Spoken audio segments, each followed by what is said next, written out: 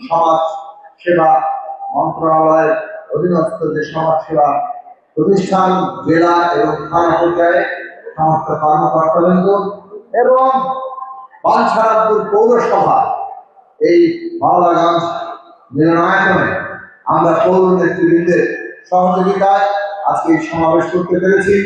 আমাদের দল জনসংহতি আন্দোলনের নেতৃবৃন্দ এখানে উপস্থিত আছেন এবং যারা আজকে ফ্যামিলি কার্ড পেলেন তারা সবাই উপস্থিত আছেন। আমি সংক্ষেপ করার জন্য নাম বললাম না, কারণ ইতিমধ্যে বহুবার নাম উচ্চারিত হয়েছে, আপনারা ক্ষমাসুন্দর দৃষ্টিতে দেখবেন। আমি প্রত্যেকের কাছে আমার ধন্যবাদ কৃতজ্ঞতা জানাই এবং প্রথমে স্মরণ করি সেই সব শহীদদের, সেই সব লড়াকু যোদ্ধাদের যারা দীর্ঘ ফাঁসিবাদ বিরোধী লড়াইয়ে জেল জুলুম ভুলিয়া মামলা হামলা এমনকি গুম খুন মোকাবেলা করে শত অত্যাচার মোকাবেলা করে বিরোধী দলের নেতা কর্মীরা, বিশেষভাবে বিএনপির নেতা কর্মীরা যেভাবে তারা সারা দেশে তাদের লড়াই অব্যাহত রেখেছেন।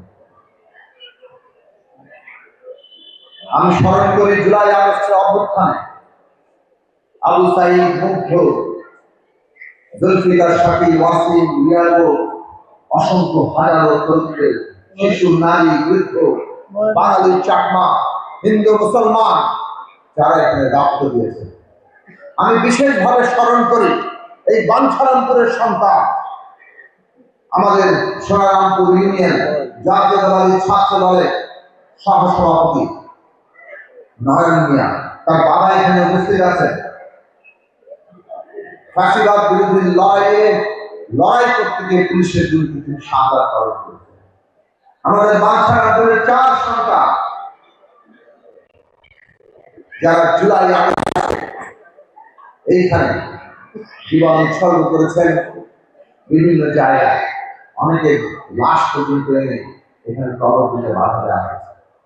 এই শহীদদের রক্তের উপর দাঁড়িয়ে আমরা আজকে বাংলাদেশকে নতুন করে গড়ে তোলার সুযোগ পেয়েছি এবং বিএনপির নেতৃত্বাধীন সরকার দায়িত্ব নেওয়ার, রাষ্ট্র পরিচালনার দায়িত্ব নেওয়ার 22 দিনের মাথায় তারা পরিষ্কার করে নিজেদের নির্বাচনী অঙ্গীকার বাস্তবায়নের কাজ শুরু করেছে।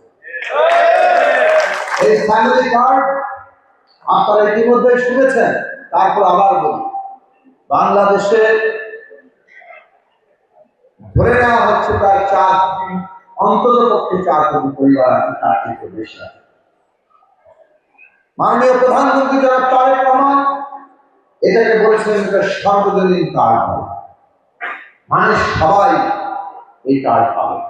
তবে আমাদের সম্পদের সীমাবদ্ধতা আছে, এই কাজ ধীরে ধীরে বাস্তবায়ন করার দিকে আমাদের যেতে হবে, পর্যায়ক্রমে যেতে হবে।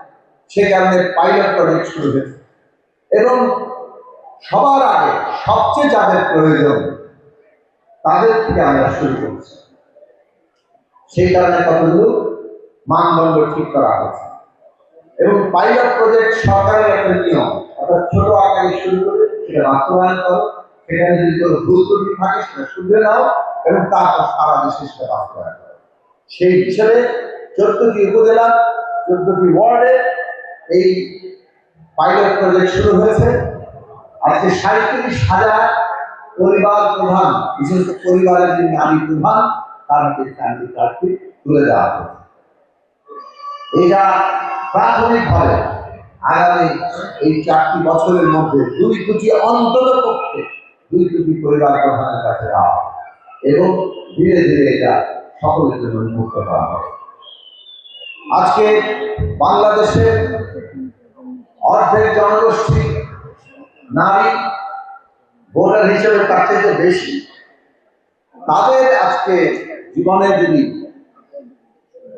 উন্নতি না হয় তাহলে বাংলাদেশে তো উন্নতি হবে না।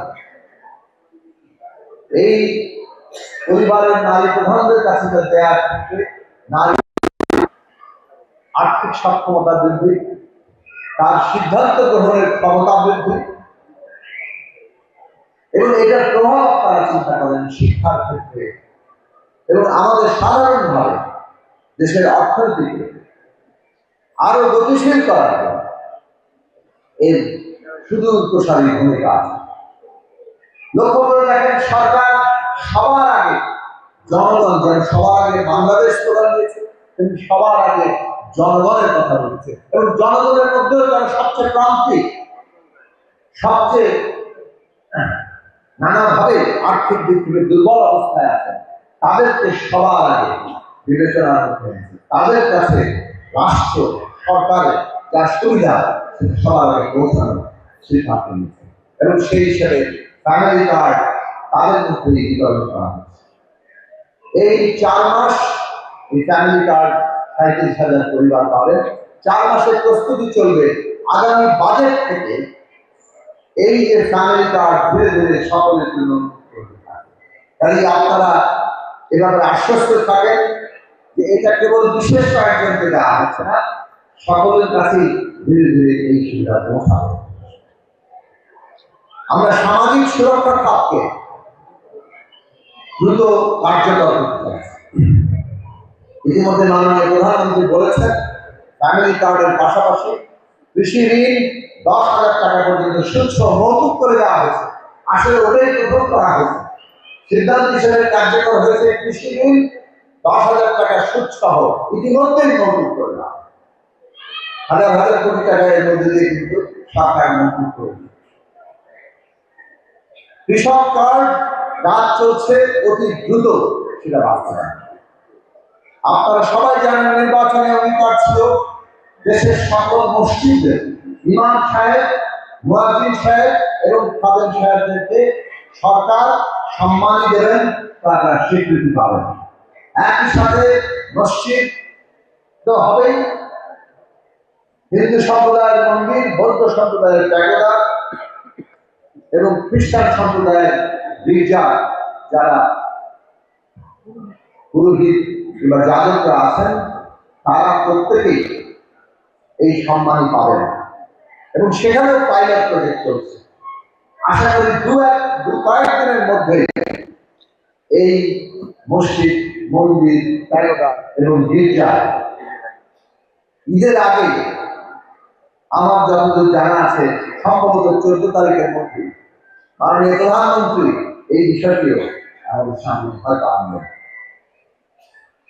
তারিখ যদি কিছুটা বিরোধী হয়, মোদ্দা বিষয় হচ্ছে ঈদের আগে এখানেও প্রথমে পাইলট আকারে দেওয়া হচ্ছে, এবং খুবই দ্রুত ধীরে ধীরে সকলের কাছে, সকল মসজিদে। বাংলাদেশে এই প্রথমবারের মতো দেশের ইমাম সাহেবরা, ধর্মীয় প্রতিষ্ঠানগুলো যারা পরিচালনা করেন, তারা রাষ্ট্র কর্তৃক সম্মানিত হচ্ছেন আর্থিকভাবে, এবং তাদের সমস্ত রাষ্ট্রীয় সম্মান, অর্থাৎ বিভিন্ন জায়গায় সভা সমাবেশ, রাষ্ট্রীয় অনুষ্ঠানগুলিতে তারা দাওয়াতপ্রাপ্ত হবে, অর্থাৎ তারা রাষ্ট্রীয়ভাবে মর্যাদার মধ্যে আসছে। ইতিমধ্যে ফ্যামিলি কার্ডের সমস্ত টাকা তাদের ব্যাংক অ্যাকাউন্টে চলে গেছে। আপনাদের ব্যাংক অ্যাকাউন্টে ফ্যামিলি কার্ডের টাকা চলে গেছে, এবং এইটাও মনে রাখবেন, এখানে দুর্নীতির কোনো সুযোগই নেই। এইটার যে নির্বাচন প্রক্রিয়া, সেই নির্বাচন প্রক্রিয়া যেহেতু আমরা ধীরে ধীরে পর্যায়ক্রমে সবার কাছে যাবে, কাজেই এখানে দুর্নীতির কোনো জায়গা নেই। এই জায়গা